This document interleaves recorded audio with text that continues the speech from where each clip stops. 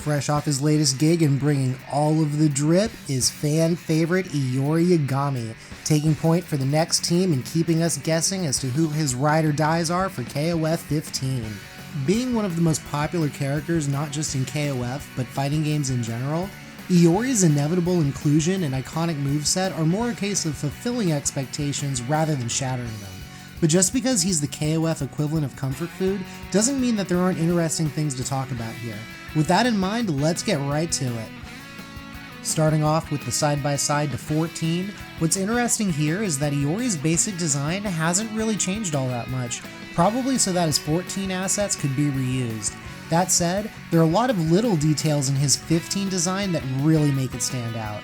The big one, of course, is that it's a nice callback to the Another Iori design, which is both his style of choice for concerts as well as the outfit used for his striker look back in KOF 2000.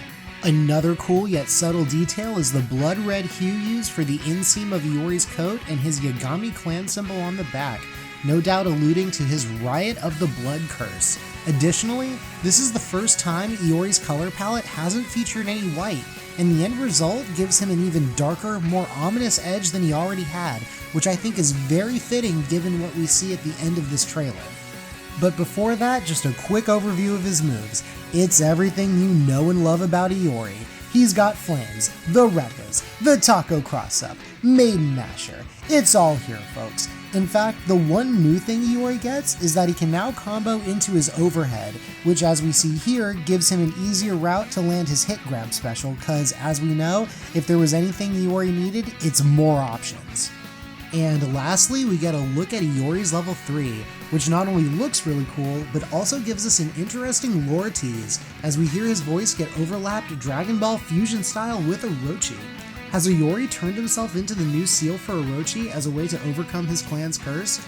That's my guess, but whatever the reason, this is 100% intentional and it'll be fun to find out why. And that just about covers everything we got to see from Iori. Now, before we wrap up here, yes, I was way late in getting this breakdown out, and by now we all know who the next character is.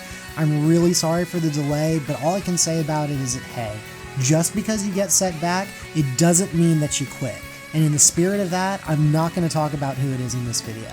But for the record, like many, I was all in on the 3 Sacred Treasures team, but as of now, it's anyone's guess. There is also one last thing that caught my eye about Iori's trailer, and that is just how conservative it is. No new system mechanics, and instead of any sort of escalation and combo complexity like we saw with Meiten-kun or Benimaru, here we go back to a simple, back-to-basics approach.